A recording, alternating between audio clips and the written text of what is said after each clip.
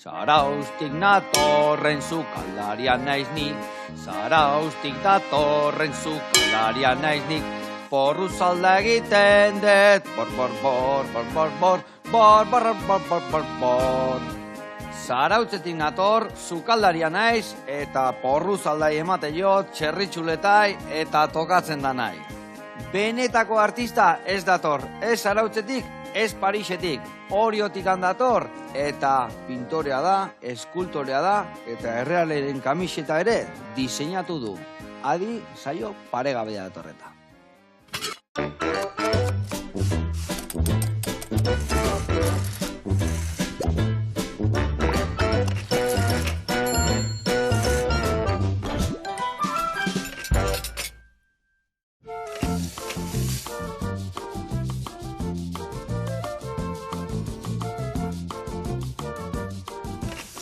Bueno, lagunak, benetako artista esan duen bezala, ez Zarautzetik, ez Parisetik, Oriotik etorri zaigu. Inigo Manterola jauna, onge etorri. Kaixo, mila esker. Ondo, primeran. Artista hutza, ni kamarero bezala ezagutu nun arginan onlanian, ni nolakoan dituan, Txiki, jaio berri ja. Pentsa, urte batzuk emate izkitzu, nik 15 urtekin hasi nintzen, zuen gurasoen etxian, osea que... Eta gero artista, naizi. Nolatan hasitan hor pintatzen, eskulturak egiten, gaina textura mordo bat, material mordo bat. Txiki-txikitatik, ni nintzen oso mutiko nerviosoa, nintzen zentratzen ezertan, inkluso gelan, zutik egoten nintzen demora guztian, eta anderoina konturatu zen, plastikako klasean eserita eta konzentrautan egola. Orduan esan zion, nire amakin itzen zuen, da esan zion, apuntatu jozu, ondo datorkio, eta ia terapia bezala hasi zen, eta segitzen du, ez? Apuntatu bustinean edo lako gauzetan, artilanak egiten. Vale. Bueno, guantxe garatuko dugu, ikusiko zu gauza mordo bat dititu, denak oso dotore eta politak, errealan kamisetare diseinatu guan lehen urtean, eta zukalden zemuz moldatzen zen, etxeki, kamarero lanak egiten fina.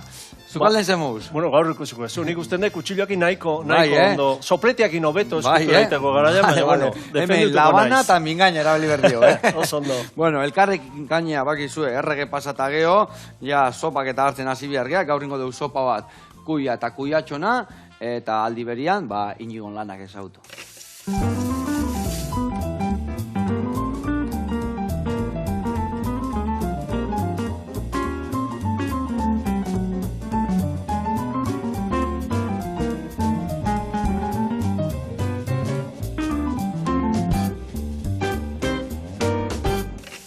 Bueno, lagunak eta Inigo, garatuko izuet pausuz pausu, nundik noebiliko gehan errezeta biteko garaian. Ta esan dugun bezala, sopatxo batin berdeu, kuia eta kuiatxuana. Eta hasiko geha hemen xitake perretxiko eskau, uretan jarriko ditugu, ezetasuna hartzeko, eta geho, ur hori ez dugu botako, sopako erabiliko dugu. Baina hasiko geha da, kazuela baten, barazkik goxatzen. Eta barazki horiek izango dira, baratzurila, porrua eta arbila. Ingo duguna da, goxatzen jarri, geho, bertara ingo deuna da, jengibria raiatuta botare bai, goxotasun gehiago emateko, eta horrek, fundamentu hartze hundian, ingo deu ja, ezetuta dazkaun perretxikok, bertara bota, bertan botako deu, miso saltzantzako gauza hona izatea lau, bere fundamentu emate jo, eta geho baitare botako deuna da, belarru zaintxuak, eskaia, erromerua, eta oregano pixkat. Eta geho, hoi ja, erdi egosita eginda da honian, ingo deuna da zerbait berezila behitu. Hemen, kuiakin makiltxo finak ateako ditugu. Mandolinakin moztu, lehenabiza zelak enduko jau, mandolinakin moztu, eta gero makiltxo txikilak ateako ditugu. Eta gero hemen ingo deuna da, hemen dakagere bai aparatotxo hau, sartzen deula hau hemen, hueltak eta hueltak astegea, eta fideotxuak bezala ateatzen dira. Orduan, ingo dituguna da, kuia eta kuiatxo fideuak sopara bota.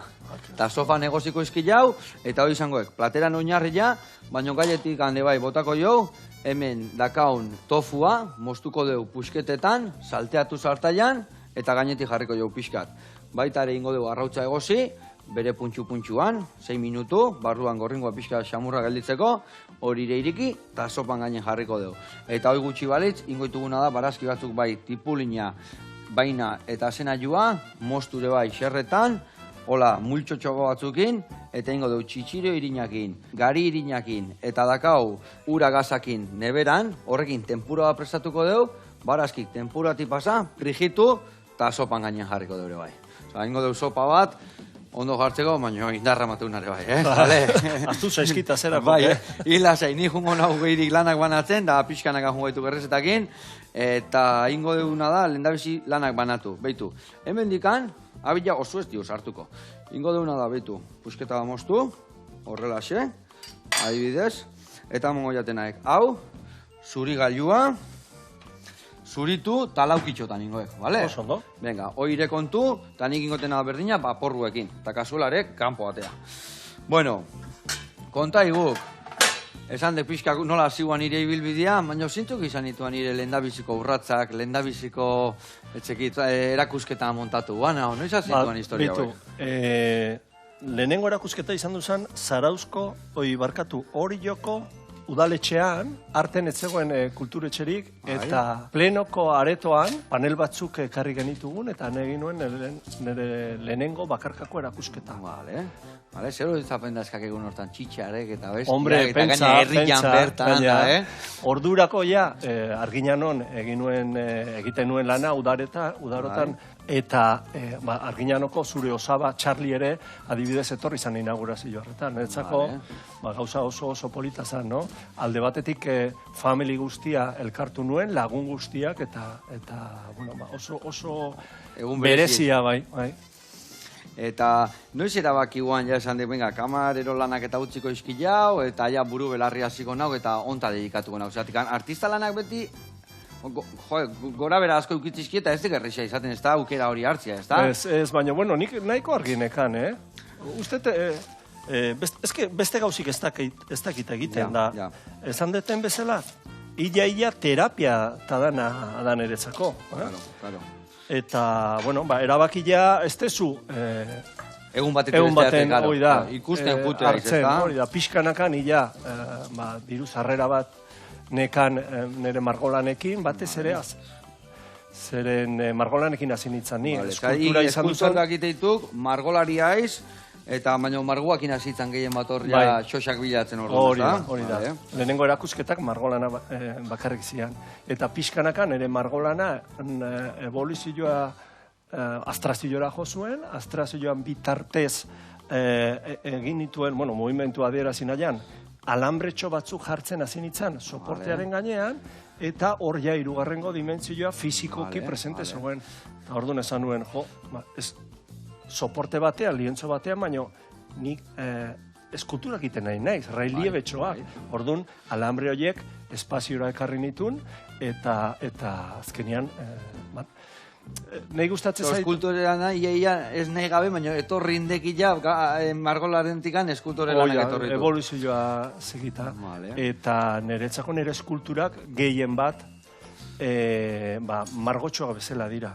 Dira marrazkiak irudimentziotan. Vale, ona. Eta materialak, zen material gustatzen zaizkira? Bueno, hasiko gaitu pinturakin. Pinturan ere, barietate asko daude, ez da? Oleo, eta kize, ni baino gaio jakinko, ni barazkitan enteatzen hau, eta hortan asko ez. Bueno, teknika ezberdina daude, ez da, akuarela, akrilikoa, guasa, baino nik, batez ere oleoa lantzen. Oleoak initek, vale. Iteguan, eta jarraitzen da ere bai oleoak initen deko? Bai, berdin. Teknika aldetik nahiko tradizionala naiz, Vale. Eta, esan nuanian saltoin, ja struktura ematea eta ire margoiek irudimentziotan jartzea, hor ikusten dut asko burnilanak egiten dituzula. Ze burni mota erabiltzen dituzuta, nola egiten dezu lan hori dana? Beitu, erabiltzen dut gehien bat kortena, azero kortena, pieza handietako, eta txikitako, arrakasta gehiena dutenak dira burniaren kolorean bukatzen ditutenen. Txikiakin, eskultura txikiak burniakin lantzen ditut, eta ondiak... Burnia esango genuen hor bezala, bere erdoil puntxu horrekin jartzen dianian da, Eta geho baita ere, nire seria lapurtutako haurtzaroa edo, geho esango izuen nundi datorren izenburua, baina serie hori, umeen marrazkietan oinarritua dago, eta grafitoaren kolorea irudikatu nahian, konturatu nintzen, inoxidableak, forjatu eta gero kolore ilun hori grafitoaren kolore hartzen zuela, eta horregatik erabiltzen dut serie horretako berezeki material hori, ez da. Vale, ikustatzen zeikelako geho gehalditzeken ikutu berezi hori, ez da? Hori da. Vale. Eta Inigo, nola esango genian, nola bakik artista anadakazue, ez dakiz zeiu bat edo modu bat ikusten dia unian ire, nik adibidez ja esautzeat, eta ikusten diatenean lan bat, hau Inigo nahi izangoek, hau basekak ikutua, nondikan esango dira, zertekategire eskulturak beti irekin identifikatzen ditukena? Piskat, esan detena, oinarritua dago, nahi izan dudet, eta horrela aliatu nintzen, ni Astrazilora, margolanekin irudikatu nahi nuen, ni itxasontzian, egalusia, harrapatzea jo nintzania, harrapatzea ez, esperientzia hori bizitzeak gero, erakusketa batean, horrei buruz hitz egiteko, ez da? Eta azte bete ondu nintzen, Getariako Santana Berrian, ikusiz, biziz eta lagundu nahian, ipatroiakin itzen duen esan ion. Ez eta makalena. Badakit geho esan zien, kantauri itxason igual, gehien harrapatze Igual gabe, eta urte asko da mazkien, bai. Teknologia aldetik ere beti aurreti dikoazte. Bai. Ni uste ez dakit Sinratekin, o Shimano, horietako enpresa potente batekin uste lotura dakala, eta horren dabiziko elektronikak beak probatzen ditu, eta bai, bea areak agutea eta beste danak atzetik, esalde gala. Bai, zehose badaki, Bai, venga, santan atea baek, ni atzetin itxeak. Ona. Eta, orduan esperientzia hori, isladatuan, ire... Bai, orduan nahi, atentzio deitu ziana, izan duzan, itxasontzen ikusi nuen, nerviosismoa eta movimentua. Orduan, nire margolanetan saiatu nintzen movimentu hori... Isladatzen. Bai. Eta, hortik etorri ziren lehendabizi lehenengo lan abstrakto horiek, eta marrazkitxoien bitartez eskulturara eraman. Hori da pixka prozesua. Baina nire asmoa ez da estilo bat. Jorratze baizik eta... Hori da. Baina bai dakazu beti ikutu bat, ez da? Askotan, ez dakit erropa iteun bateko, ez dakit tak, ez dakit... Hori, ineala ikusiten juten da, zure pertsona bezena evoluzio bat iten dezunean, hori irudikatu iten da. Era batea ikusi egiten da zure obran ere. Hor, asaloiek horbera bota, organikoa, haure buelta, eta barazkik martxan jarritu dugu. Ingo deuna da, behitu, barazkitxo martxan jarritu gula, beranduzio botako dugu bertara bai baratzuria eta jengibrea, baina lehen da bezi jungo geha erreportai bat ikustea. Ikusiko zu, jungo geha, boxealari baten entrenamentu lekura, baina emango izkigu ariketa etxeniteko lasaiak, baki, gamona pasata geho, danok apuntatzeko gimnasioa, beste tegize, etxian ealdiain, eta ibonek erakutziko izkigu. Guazen bere entrenan legura.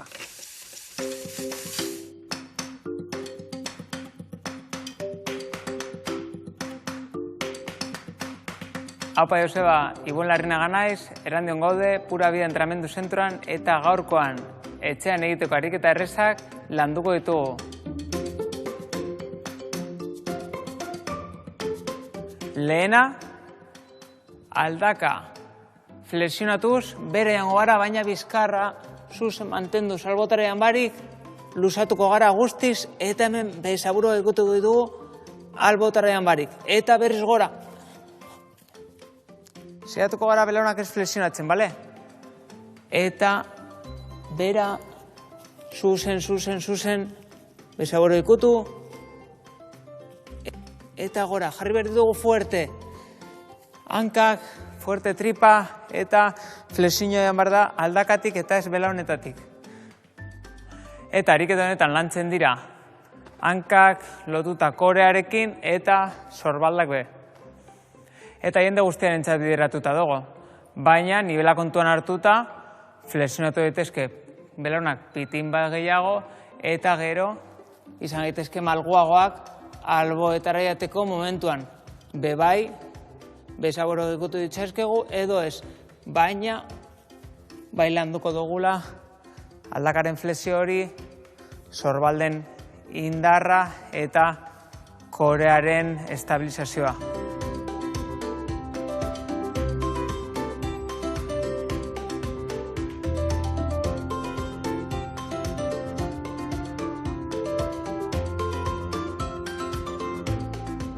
Bigarren ariketa honetan, oina atxera bidaliko dut, belauna alineatuta egon behar da gorputzaekin, eta horreko belauna flexionatuko dut.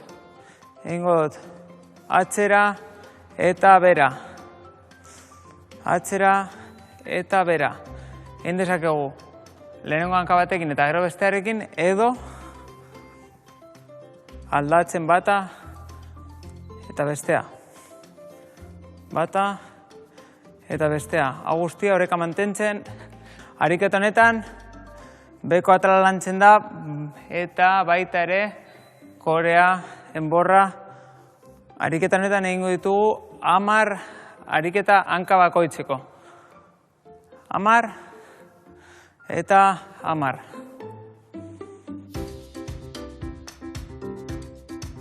Hirugarren ariketa honetan goiko atala landuko dugu eta zertan datza. Botako gara lurrean,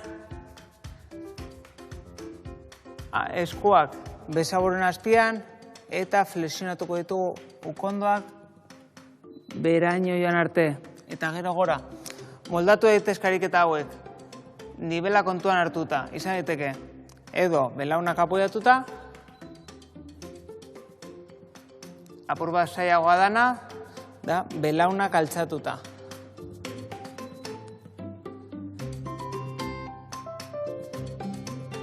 Eta hirugarren ariketa, edo zailtasun handia daukana, izango litzateke rotazioarekin.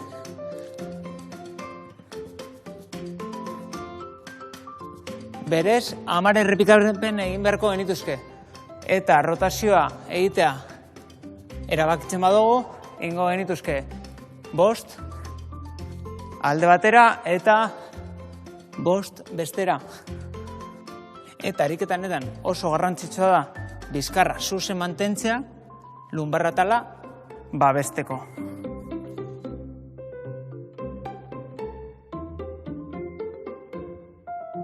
Eta amaitzeko, laugarren ariketa honetan, azpikaldeko atzeko partea landuko dugu. Flexionatuko ditugu belaunak, bizkarra lurrera eta ipurdiarekin gora egingo dugu. Eta zailtasun gehiago sartu nahi dugu ariketa honi, altxatuko dugu hanka bat eta hanka bakar batekin egingo dugu ariketa. Gora, bera, igotzerakoan fuerte jarri behar dugu, bai iskioak eta bai gluteoa. Egingo ditugu 10 errepikapen eta aukeratzen badugu hanka bakar batekin egitea, 5 errepikapen hanka bakoitzeko.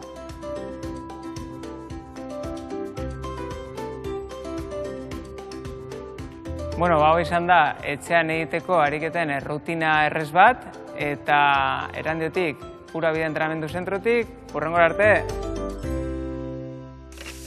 Aupa Ibon, desarkada bat, eta eskerrik asko eman dituken aholkoengatik, eta gaina eskerrik asko, zeatik esan dek, lasaio nolain, eta egur gehiago nahi deunean nolain, zeatik askotan ez bai, flexio bat, baina ezin diat ez da batin, belauna jarrita, kudeatu, ez da, baina ingabez gelditu behintzat, ez da, ondo. Bueno, mila esker, eta beti izaten ditena, gio, ez azire etxian eroki gehi egiten, da norbait ez oskain badu, bertara junda ikasi hobeto, ez da? Profesional batekin, dudik gabe. Bueno, hemen txe, haigeana da, barazkitxo, bakarri dakaula hemen, arbila eta porrua. Ingo deuna da, hemen, wine, baratzuria eta jengibria botako deu, eta baitare gero, ja, kuiatxoa eta kuia prestatuko deu, bertan botatzeko. Hemen, bakizue telebista magieite deula, eta nik hemen ezetuta dazkat, ja, perretxikuak. Zeratikan, 40 minutu behar dutelako, eta bestiak prestatutan eskan. Vale? Bueno, behar deuna da, bertara jengibre bota, baratzuria bota, eta zua diez, barazkitxoiek prestatzen jungo zea. Vale? Ingo deuna da, laukitxotan prestatu, vale? Bai tipula kenduko jo txortena eta sustarra, aurrenengo geruzak kendu, hau egire bai, eta emango izu zuri gailua asana joantzako, eta jutezeak laukitxotan iten, eta gero ingo deu tempura masatxua eta botako diogu bertara. Emango izut hemen bola, eta gainuntzeko bera organikoa botatzen zuen, bale? Venga, lasai, eta esan dakoa ni batzuia, eta jengibriakin jungo naiz, dio misua, eta zuzenian hau botakoet. Bueno, mingaina ematen jarraitu behar dio, Nigo? Joseba, barkatu, honei arillak handu behar diot? Ez, gaur egun arilla ez du ekartzen, ez. Bai, igual zarzarra dianien ja poto daudena, ia babarruna ematu dakala, orduan igual ari jaukitze baina. Gaur egun ja mozteitu efina daudenian, eta behitu ez, normalen olein neskeo, ari jatea beharko zan da, ez da teatzen. Bai, ez diok, entzen diok, bi puntxa, hau adibidez, hola erdibitzen dezu, vale? Eta gero laukitxotan egiten dezu horrela, vale? Eta dana horrela botatzen. Txiki. Eta horrek organikoa. Nik hemen badakat, eta guazen txergitxara. Bueno, eta azkenengo lanetan, itxasuakin zerikusiak asun lan egin ditu, ez da? Bueno, ez azkenengotan. Bueno, ia beti, ez da? Nere lan Ogolian guztiak... daga hori, ez da? Bai, beti izan da nere Puntu fuerte bat, inspirazio puntua itxasua. Naiz eta margolan abstraktotan lan egin, iten detena da, abia puntua hori izaten da, itxasua. Ba, itxasuan movimentua adirazi nahi dut, edo itxasuaren lerroak abstrakziora ekarri eta eskulturara dimentsiotan irudikatu. Bueno, abia puntua normalian hori izaten da. Motibatu iteik orduan itxasua. Bai. Hori jotarra izan da, eta zautzen hain besturte bizita gero, ez da? Itxasua beti zerikusia. Eta ze guztatzea gehiago, erreka o ondartza? Hori joke pasako ondartza erra, Hemen ez dago duderik, itxasua. Itxasua. Zuri bezala arrantzatzea joatea ere gustatzen zaite. Bai, erdi itxasgizona gaitugu, Kesi surfian, kesi arrantzan, ondartzan, da bezala arroketan, Hoi da. Ondo. Txikitatik arroketan, karramarroan bila, txitxare bila, jute ginean, orduan. Gero arrantzaitea juteko txitxare bila, ez da? Txitxariak ez digu jaten, Karraspioak eta mustolatzak eta... Bai, Ona, ez emat aldiz, bai, portuan zuan zautzeko portuan beti mustuak, arrapatuta, beti ondoko ikarraspioa eta guztu, eta holgua mustua da, Katzika, ma. Alazan. Ona, bueno, eta... Bai, bota. Dakat lagun bat, elkarrekin juten ginen arrantza, eta beak, segula etzun ez errartzen da. Beak esate zuen, es que yo voy a por piezas mayores. Etzun, aleike hartzen. Zita gero txitxarekin etxea. Hola, izate garrantzealdian, beti eskusan bat bada hor, eskusan bat. Ai, ama. Bueno, eta, jungo dituk errealeko kamisetan historia. Nola izan nuen hori? Nola tan sortatu ban errealan kamisetan? Puntazo bat izan nuen hori, ez da? Kriston puntazo, eta istripu baten araberan sortu zan hori. Istripua edo kasualitatea izan du zan. Martinekin, zure anaiakin, jungilean elkarrekin eindobenea. Errealan partidu ikustea. Bai, partidu ikustea. Eta, nailatu ginean, lehenengo afarian, elkartu ginean afizionato batzuk, eta nik esan nu, betidanik, nik amestu egin dut Errealeko kamiseta. Nei aukera izango banun, badakit nola egingo nuen. Eta nire trajektoria gertatu dana berdina ingo nuke, ez da, bigarrengo dimentsiotik, hau da, margolanetik, eskulturara paus hori eman nuenian, hirugarrengo dimentsiota, hoxe behan nahi nun, amestutan egan, nola egin, egia da. Ametzak prepatu itezegutek bizitzako. Ametzak prepatu itezegutek bizitzako, no? Ametzan gertatzen eta gero askotan gertatu itentek. Ametzonek prepatu intzitxean, burua ja hueltak ematen azteko, Bai. Eta nik arginekan, nola ingo nuken. Eta han, niko ja ipatu nunean, mai hartan, Errealeko pertsona bat zegoen, oiana, bertan eserita eta esan zian, oso horreza da, jokinekin da itzeitia izango litzake. Jokin zein da, hori eramaten duna edo, jokin edo... Realeko presidentia. Vale, aperri bai. Oida, aperri baiekin. Eta urrengo gunean, presidentea, eta beste 3-4 lagun juntatu ginen, maian, partido egunean, eta nik enun itxika aipatu, nik enion ez errezan, baina azkenian, postrean gendenian, aizu inigo, ze esan die zuri gustatuko litzaizukela, pentsatzen dut, bitarte horretan, ikusiko ingo zuela zein itzan, ze lan mota iteituten, da bueno... Txekin bat ingo zuela, ez da? Pentsatzen dut baietz, eta alaxe gertatu zen. bazkari hortan esku eman zian da esan zian. Inigo, zu izango zea, urrengo kamisetak egiten duena. Eta hau nola izaten da, urtero pertsona desberdin batek diseinatzen du kamiseta, artista bateko nola kudeatzen da? O norbait zon 10 urte jarraien egiten da zuken du diozu leku? Ez, normalian, bueno, Macronen taldeak ere lagunduta, eta baino realeko 2 o 3 lagun juten dira. Macroneko sedea, Boloniara, eta han erabakitzen da, ezta? Aldez aurretik igual zerbait eukiko dute pentsatuta, baina nire kasuan desberdina izan dut. Ni 2 bilera egin behar izan nitun Macroneko jendearekin, da Realarekin, lehendabiziko marrazkiak presentatu nitun, eta hortik gehoia, Bolonian diseinua bukatzea jonginen ara, ezta? Behaien programan sartzea, eta... Zeu zaugarri dazka kamiseta jendia jakiteko? Bueno, nik usteet oantxa ipatuetena.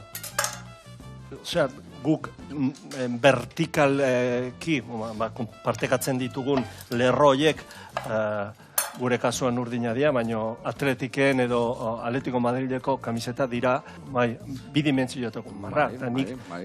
Prisma baten bihurtu nun, da bihurritu egin dituen. Piskat horriteken berdina, Oida, eske berdina da, ez da? Oso polita izan. Gaina, nik egin nuen margolan bat, eta baitare eskultura bat. Hori irudikatu. Ikusi nian, ustea zubimendikin takekin ikusi nian hor arrazio bat eta hor, bestuario barruan. Eta hor eharki ikusten da, maketatxoan. Egia esan, kamiseta ikusten bazu, zu urrutikan, behiratzen bazu, txuri urdina ematen du marra normalak. Baina fijatzen bazea, ez esan dezun bezala, daka, marra urdin bakoitzak, bada, horietako burni okar bat izango balitz bezala, eta tekstura ere, baitare, oxikorteneko tekstura ikusten da, Eta hoizet, bela xeateaguan, ja buruan eukanik esan deken bezala, perri baiek esateako gila, aukera sortu baino leno, ni banekin nola ingo nuken, jaro, egia da, geho, beste aldaketatxoak gehitu zaio, ze adibidez, eskudutxoa agertzen dan utzune hori, erabakinun, lerro osoa izan berren, moztu eta podiu baten egongo balitz bezala jartzea, ez da, aldaketatxo batzuk izan zian. Inala iten da bidea, ez da? Macronekoak eta asko mareatu ziren, o azkar onartu ziren? Ez.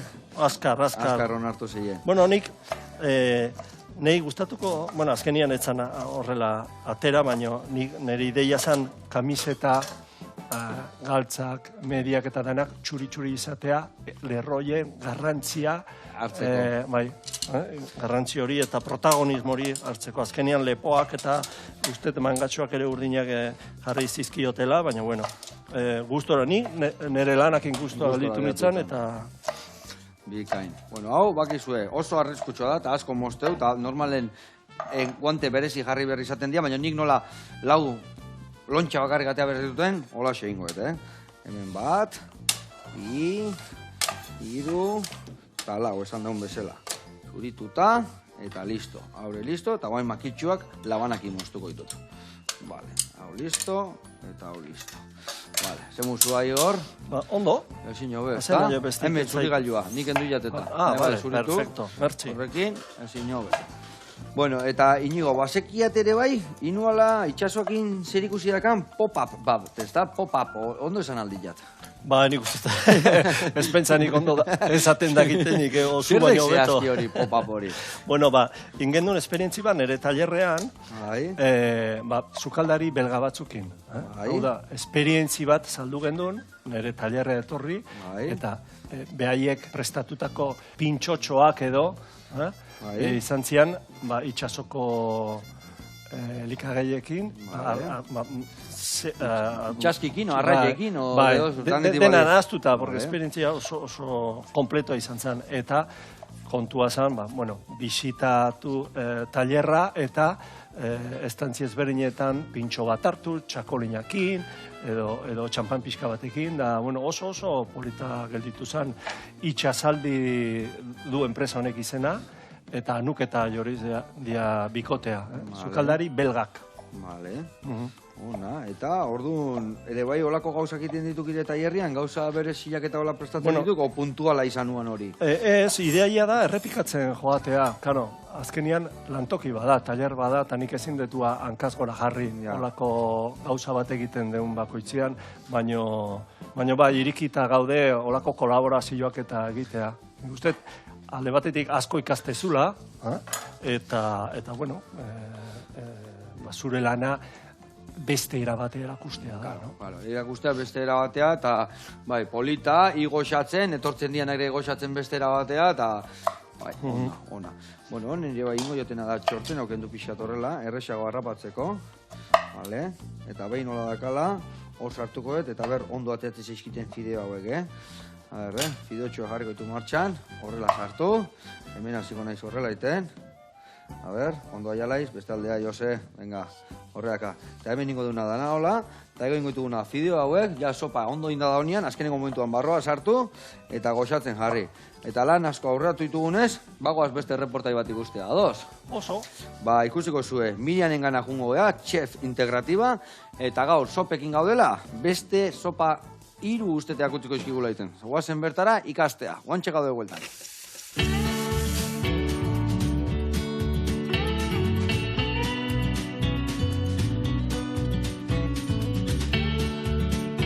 Kaixo Joseba, eguardion, Miriam naiz, eta gaur hemen nago neguko 3 sopa apropos kozinatzeko.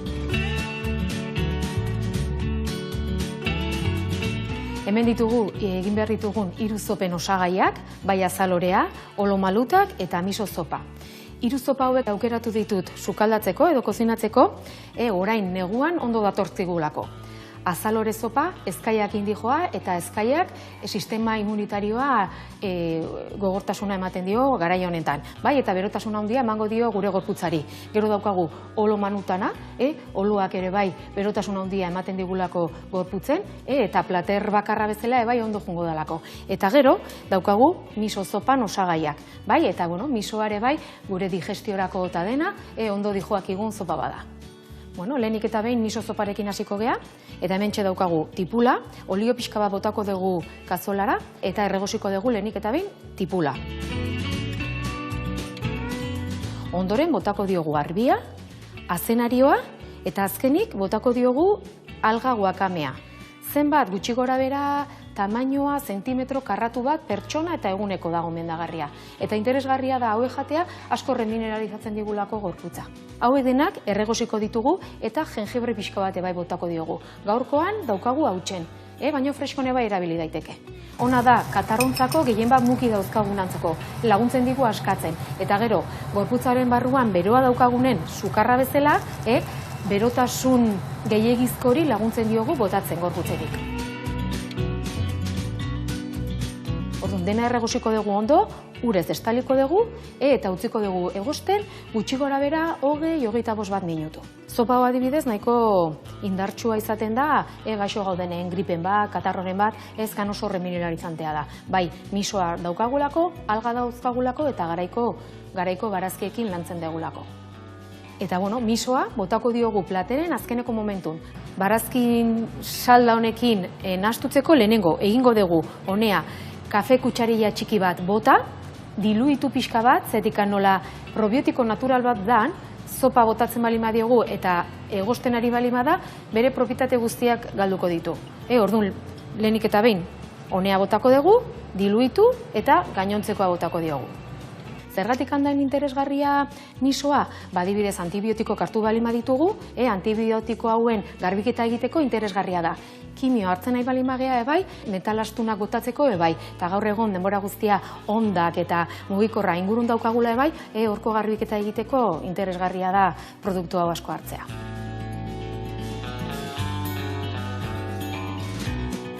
Hemen ator bigarren proposamenak erekin, olomaluta sopa bat, porrua, erramua eta tipul pixka batekin. Sopa hau egiteko garaian, olio pixka bat botako diogu, ondoren botako dugu tipula, erregosi pare bat minututan, eta ondoren porrua botako diogu. Erramua eta ondoren olomalutak. Urez tapatuko dugu eta 20-25 minututan eginda egongo litzateke.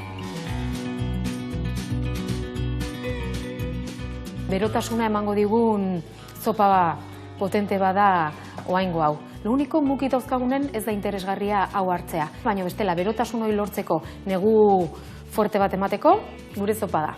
20-25 minutu gutxi gora bera egosten eduki ondoren, ja gure olo zopa prestatuta daukagu.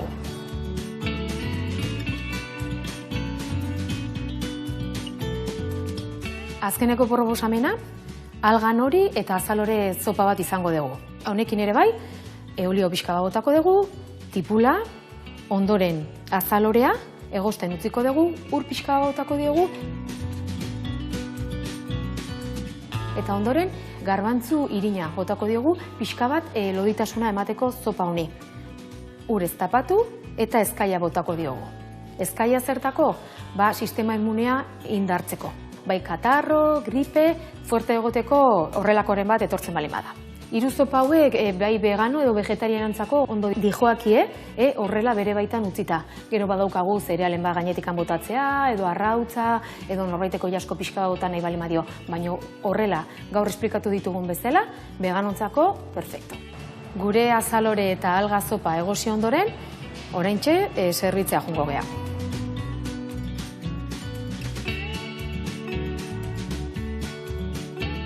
Bueno, Joseba eta konpainia, hemen daukazue gaurko nere proposamena, 3 neguko zopa hauek goxo eta osasuntsu igarotzeko. Hurren arte. Ai, ama, Miriam, ze ideia eharrak eman dituzun, denak txukun-txukunak, egia esan bereziak izan dira, baina balekoak ez da, sopa beti ondo sartzek, Hombre, sopa, ni udan dana ematio sopa, baina neguan, hotzakin etxe itxita sopa ehar bat hartu, eta hori gorputza gora ekartzeko, gauzoiko hobeik ez da egia esan. Bueno, eta gu gurian jarraitu behar dugu, ura jarri eta egosten, arrautza jarriko dugu egosten, eta 6 minutuan atea inbiar dugu, orduan segituan sartuko vale? Eta ingotena da pixka jetxizua, zetikan batzutan, sartzen dezu, eta gehiagi azten bada irekiten vuelta, kaskatu ite zaigu, arrautza. Orduan, ite jotena da, jaberua da honian, pixka zua jetxi, eta ez egotia dantzan gehiagi. Sartzen dio kuntuz goiarakin, batzutan askatzen dezu, eta ikutzuk, kink, eta orduan ateatzen hasten zagoia zuringua. Bale, hau, listo dakau, eta 6 minutuan eukiko dugu ateatzeko, azalak endu eta sopan gainen jartzeko. Bestalde, hemen dazkau atea eta hauek bertan sartzeko, inbiar deuna da, behitu, tempura prestatu, eta tempura prestatzeko boltxo bat emango jat, nigo, hemen itendek nazketa, betu, handi jartu, beste ertaina ezaketeta. Eta ingo zuna da, hor dakaun txitxirio irinan erdila bota, bestiare bai erdila, eta ura ekarriko izu gazakin dakaula hemen hotza, bale? Ura gazakin bere txinparta horrekin tortita ingo dugu hor, eta beti pixka puztu itea. Zerbezakin ere izan. Bai, zerbeza eta irinakin eba egiten da. Bai, zerbezak ere bere gaza daka, txinparta horrek lagundu iten dio. Kargan, zerbeza zaporia emango dio eta honek ez dio hainbeste emango. Erdia eta erdia. Erdi, bertan masatxo batin, eze oso lodilla ez oso leuna, eta gero barazki bertara gota, eta sartaia jarrikoet martxan, zatik anoiek sartaitikan pasako ditugu. Bale. Eta hau esan da, jarraitu behar dugu mingaina ematen. Una gaitu mingaina ematen, nigo hori Bueno, konta igu, guantxe Miami neon berriaiz. Eharra historia ez da, Bai, egia zan da oso, esperintzi berrian eretzako. Nola izan da erakusketa? Artista asko zen duten, o zuri izan da? Bai, feria, Art Miami ferian. Art Miami, bale. Eta, kriston, egon izen feria ondiena izan da.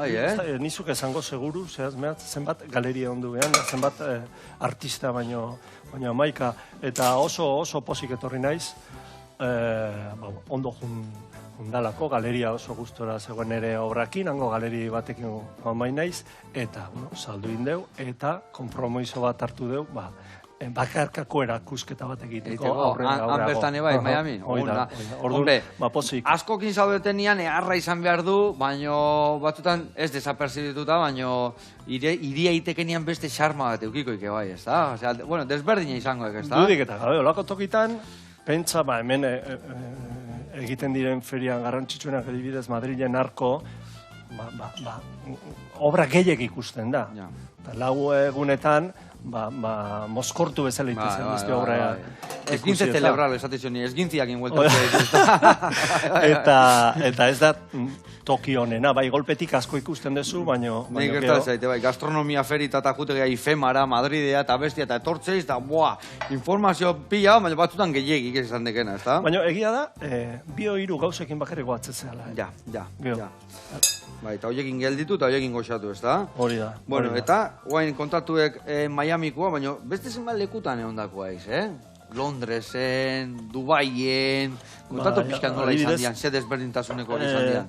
Naiz batuko ze urtetan izan zen, baina adibidez Mexikon egin nuen erakusketa bat, Mexikoko Euskal Etxean, eta baitare beste artista batekin, Gorka Larrañagakin egin nuen ariketa plastiko bat, hau da, lau eskuta, obra batzuk margotu genitugun, lauron artean, elkar bere margotzeko era eta bere pentsakera neriakin astutzeko kolasa erabili gendun, eta geho hori pasatu gendun oleora, ez da, lientzua. Oso ariketa polita izan duzan da, Euskal Etxea junitzanean, alde batetik nire margolanak zeuden ikusgai, eta Gorkakin aurrexago egin genuen beste erakusketa bat hango galeri batekin, eta gero Donostira ekarri gendun. Orduan, artistak ere bai, sukaldari juntatzegean bezala batzutan, musikerok bai asko iten dute elkarlanak, artistak ere bai askotan intituzu olako gauzak, ez da? Ni uste aberazgarria dala, ez da? Nizuke esango asko iteitugunik, baina nik uste oso garrantzitsua dala. Alde batetik, besteen lana errespetatu inberdezu, baina olako ariketa, Gorkakin egindako ariketa horretan, batzutan bere lana tapatu behar dezu, zurea irudikatzeko, orduan ez da, errespeto rollo hori ere, eta, azarretu ginen, azarretu edo. Egoten diala bizkartuak ere bai, no?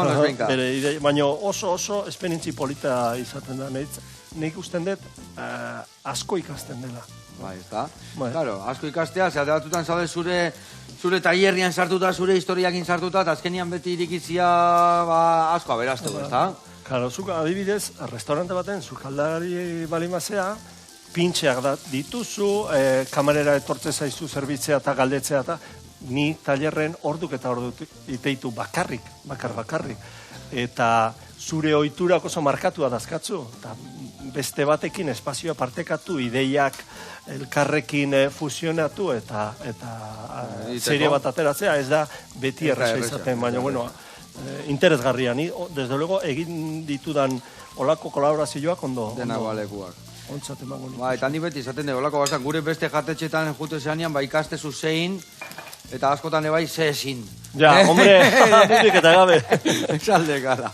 Bueno, hemen arrautzai hotza jarriko jot pixkat ondo zuritzeko.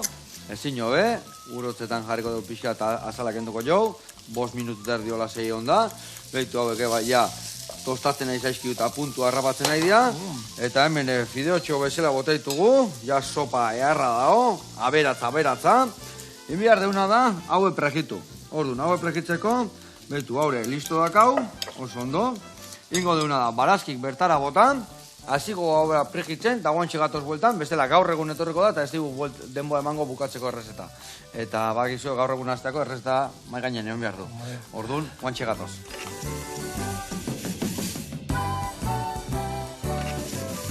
Oi, ama, ze usaina, Ke mordo dat, baina usaina ere bai, hemen botako deuna da, sopatxua. Kiston sopa jarratea zaigu, fundamentuakin, eta honek eman behar digu elikagaia topera. Iepa, hau, etorri egonea, nikatxiz lamar.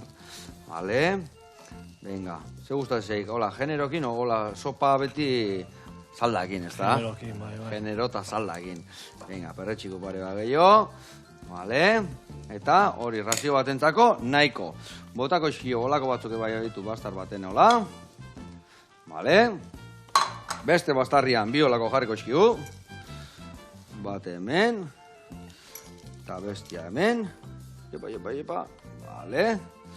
Eta bukatzeko arrautza. Hain xamurra da, bildurra matit hemen irikitziare bai. Hain, 5 minutu erdi, baina hemen irikiko dugu horrela, xe. A ber. Xeak. Eta hola, bi aldetak araberitzia. Oh, puntxua. Horrei, perexila bakarri faltazako bukatzeko historia, ez da, Iñigo, Bueno, Iñigo Manterola, zautzan daka tailerra, Abendañon, Niko Borradoriak aten lekuan, pixka berago, ez da?